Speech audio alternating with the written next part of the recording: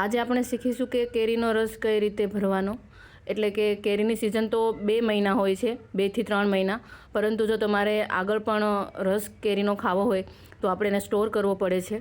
જે માર્કેટમાં તો રેડી પેકિંગ મળે જ છે ડબ્બાનો રસ, પરંતુ આપણે આજે ઘરે જ તે સ્ટોર કઈ રીતે કરવાનો એ જોઈશું. તો આ છે કેસર કેરીનો આંબો, જે આપણે રસ કેસર કેરીનો ભરીશું. તમે કોઈ પણ કેરીનો રસ ભરી શકો છો, પરંતુ કેસર કેરી ખૂબ જ મીઠી હોય છે. તો આંબા ઉપરથી મેં કેસર કેરી લઈ લીધી હતી કાચી, અને એને 2 થી 3 દિવસ આવી રીતે રૂમમાં પકવવા મૂકી દીધી હતી. આપણે કોઈ પણ જાતની અંદર દવા મૂકવાની નથી.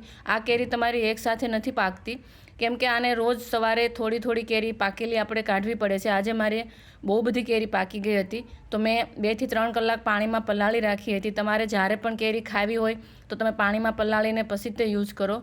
અહીંયા મેં કેરી એકદમ સરસ કડક હતી, તો ચપ્પુથી છાલ ઉતરી જતી હતી, અને આવી રીતે મેં એના નાના નાના પીસ કરી લીધા હતા. પરંતુ જો તમારી કેરી વધારે પાકી ગઈ હોય અને નરમ થઈ ગઈ હોય તો ચપ્પુથી છાલ ઉતરતી નથી, એટલે આપણે એને ચપ્પુથી છાલ નહીં ઉતારવીએ. આવી રીતે જો કરીશું તો રસ બધો નીચે પડી જશે. એટલે આપણે કેરીને આવી રીતે ચપ્પુથી 2 ફાડા કરીશું, અને એક સ્પૂન લઈશું અને સ્પૂનથી તેનો બધો પલ્પ આવી રીતે કાઢી લઈશું. પરંતુ અહીંયા મારી કેરી એકદમ સરસ અને કડક હતી, તો મેં બધાના નાના નાના પીસ કરીને કર્યા છે. તમે આ 2 રીતથી કેરીનો પલ્પ કાઢી શકો છો. અહીંયા મેં મારી બધી જ તે પાકી કેરીના આવા એકદમ નાના ટુકડા કરી લીધા હતા. તમે તમારી કેરી પ્રમાણે તમને જે સારું લાગે એ રીતે કરી શકો છો.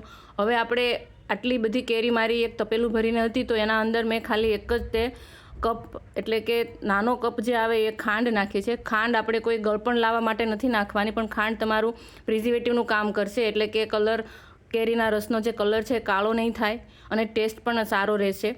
બહુ બધા લોકોની કમ્પ્લેન હોય છે કે એનો રસ ફ્રીઝરમાં ભર્યા પછી કાળો થઈ જાય છે અને ટેસ્ટ બદલાઈ જાય છે. જો તમે આવી રીતે થોડી ખાંડ નાખીને અને આવું એકદમ સરસ રસ બનાવીને ભરશો તો રસ સેમ ટુ સેમ એવો જ તે ટેસ્ટ રહેશે. જો તમારી હાફૂસ કેરીનો રસ ભરવાનો હોય તો હાફૂસ કેરીનો રસ થોડો જાડો થશે અને થોડો કાળો પણ થઈ જશે. પરંતુ જો તમે કેસર કેરીનો રસ ભરશો તો રસ એકદમ પતલો અને મીઠાશવાળો રહેશે. રસ બિલકુલ કાળો નથી થતો કેસર કેરીનો, અને ટેસ્ટ પણ એવો ને એવો રહેશે.